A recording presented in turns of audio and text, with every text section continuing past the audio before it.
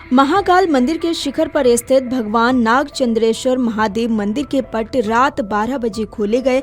परंपरानुसार सबसे पहले श्री पंचायती महानिर्वाणी अखाड़े की ओर से महंत विनीत गिरी महाराज ने मंदिर के पट खोले। इसके बाद पूजन के दौरान प्रभारी मंत्री गौतम टेटवाल व श्री महाकालेश्वर प्रबंध समिति के प्रशासक प्रथम कौशिक ने सबसे पहले यहां पूजन अर्चन किया।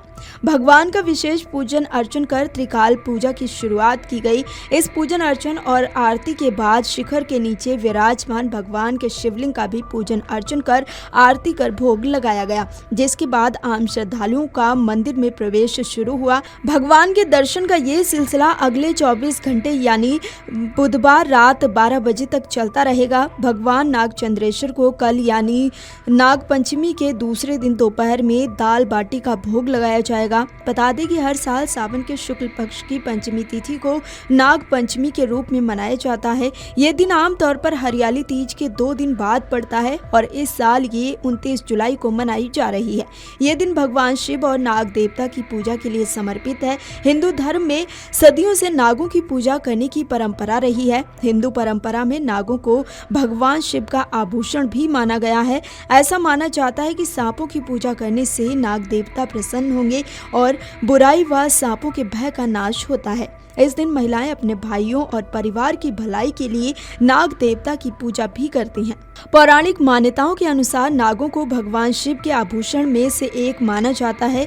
वहीं महाकाल नगरी उज्जैन में स्थित नागचंद्रेश्वर मंदिर भी इसी परंपरा का प्रतीक माना जाता है, जो कि साल में एक बार 24 घंटे के लिए नाग पंचमी के दिन ही खुलता है। तो चलिए जान लेते हैं नागचंद्रेश्वर मंदिर से जुड़ी पौराणिक कथा और मान्यता क्या है। माना जाता है कि नागराज तक्षक स्वयं इस मंदिर में विराजमान है। इसी कारण मंदिर को केवल नाग पंचमी के दिन ही खोला जाता है और नाग देवता की पूजा अर्चना की जाती है। इस मंदिर में 11वीं शताब्दी की एक प्राचीन प्रतिमा है, जिसे नेपाल से लाया गया था। इस प्रतिमा में भगवान शिव अपने परिवार के साथ दशमुखी सर्पशैया पर विराजमान है, जो इस मंदिर को और भी विशेष बनाती है। नागचंद्रेश्वर मंदिर में भगवान विष्णु की जगह भगवान शंकर सांपों के शैया पर विराजमान है। इस अद्वितीय प्रतिमा को लेकर कहा जाता है कि ऐसी प्रतिमा और कहीं नहीं है। पौराणिक मान्यताओं के अनुसार सर्पराज तक्षक ने भगवान शंकर को प्रसन्न करने के लिए घोर तपस्या की थी, जिसके फलस्वरूप उन्हें अमृत्यु का वरदान मिला था। उसके बाद से तक्षक राजा ने प्रभु के सानिध्य में ही वास करना शुरू कर दिया, लेकिन उनके एकांतवास में विघ्न न हो, इसीलिए उनके मंदिर को साल में एक बार खोले जाने की मान्यता है।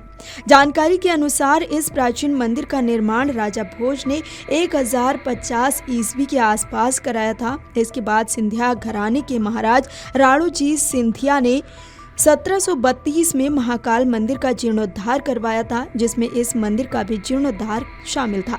श्री नागचंद्रेश्वर की प्रतिमा में श्री नागचंद्रेश्वर स्वयं अपने 7 फनों से सुशोभित हो रहे हैं। साथ में शिव पार्वती के दोनों वाहन नंदी व सिंह भी विराजित हैं। मूर्ति में श्री गणेश की ललितासन मूर्ति, उमा के दाईं ओर कार्तिकेय की मूर्ति और ऊपर की ओर सूर्य चंद्रमा भी अंकित है। इस प्रकार श्री नागचंद्रेश्वर की मूर्ति अपने आप में भव्य एवं कलात्मकता का उदाहरण है। भगवान के गले और भुजाओं में भुजंग लिपटे हुए हैं। कहते हैं कि ये प्रतिमा नेपाल से यहाँ लाई गई थी।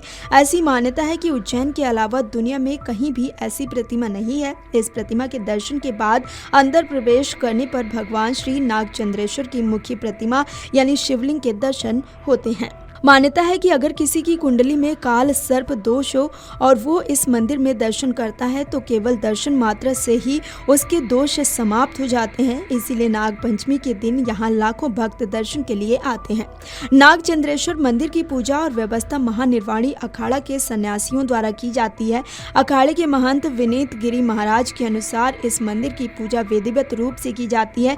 यहाँ भगवान विष्णु की जगह भगवान भोलेनाथ सर्पशैया पर विराजमान है। कहा जाता है कि इस दुनिया में इस तरह की प्रतिमा कहीं नहीं है। महाकाल मंदिर के शिखर में विराजित दुर्लभ प्रतिमा के साथ इसी तल पर पिंडी स्वरूप शिवलिंग भी है, जिसे सिद्धेश्वर कहा जाता है। मंदिर में नागपंचमी के दिन दोनों ही स्वरूप में भगवान शिव की पूजा अर्चना की जाती है।